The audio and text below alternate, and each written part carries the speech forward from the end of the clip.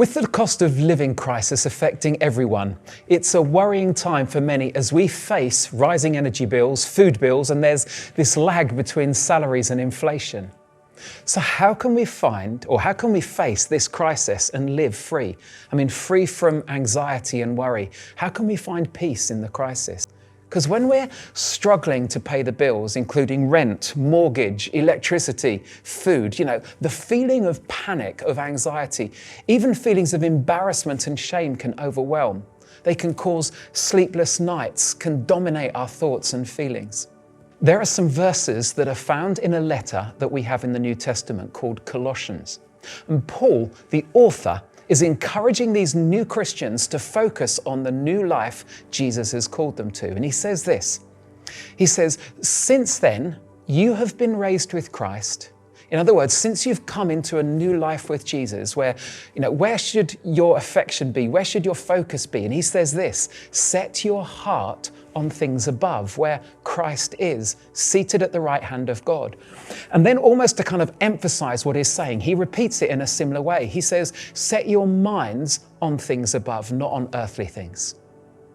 And I want to pick up on three things to consider today, three things that we can learn when going through this financial crisis. In fact, any crisis, if we want to live free and free from worry and anxiety, and they're not what you might expect. The first is this: we need to think about our thoughts. In other words, Paul says, set your minds on things above. Now, you see, our lives are always moving in the direction of our strongest thoughts. And we can't stop thoughts coming into our head, but we can stop them from lingering. I'm not saying don't think about things.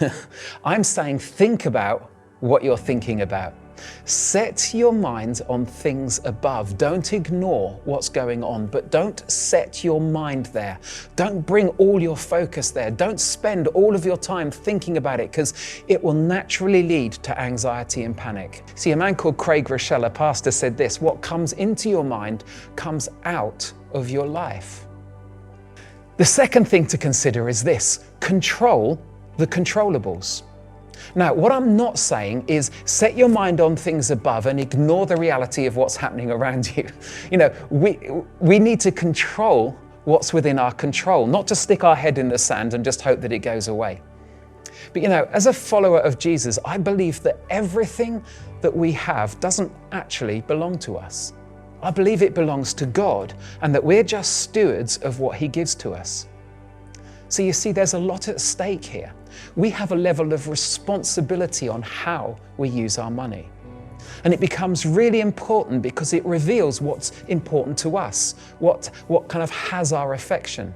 And if we want to control the controllable, then we have to deal with words that we don't like budget and limits and enough and discipline. A guy called Henry Cloud, who's a brilliant author and a psychologist, suggests this. He says, make two columns. In one, write down everything I can control, and in the other, everything that I can't control.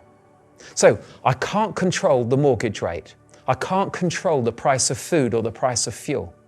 But I can control where I shop and how much I choose to spend when I shop. I can control how much I use my car and when actually I could choose to walk or share lifts. The last one is trust the trustworthy. We've got to learn to trust God. I know that for some of you, you're facing a really tough time. Money is tight and you're struggling to make ends meet. And this is the reality of so many people. It can sound very trite with me saying, just trust God. But regardless of our financial situation and income, we need to trust God, to lean into Him, to trust that He understands, that He cares, that He's working today, despite the difficulties we face. A pastor that I follow on Instagram called Richard Velodis said this recently: the image we have of God in our heads in many ways determines the degree of worry we feel in our soul. So if God is disinterested, weak, or overwhelmed by the situation, I think we have everything to fear. But that's not the God that I know and trust. That's not who I've chosen to follow. You know, the image of God that I have is ultimately found in Jesus, who understood poverty, who met people's needs in very unexpected ways at times, who loved and cared for those who were struggling, who spoke out against oppression and injustice. You see, with Jesus, there was hope and a way forward. And do you know what? I still believe that today. To trust the one who's trustworthy means that we don't have to carry this heavy weight of worry and stress, that we can bring our worries and say, God, I can't do anything about this. And so I'm going to do what you tell me to do. In other words, I'm going to cast my worries, my anxieties onto you because you care for me. I'm going to trust you with this. Because of who you are, God, I'm going to set my heart, my affection, my mind on things above, on you. And I will play my part in controlling the controllables. But ultimately, God, I'm going to trust you.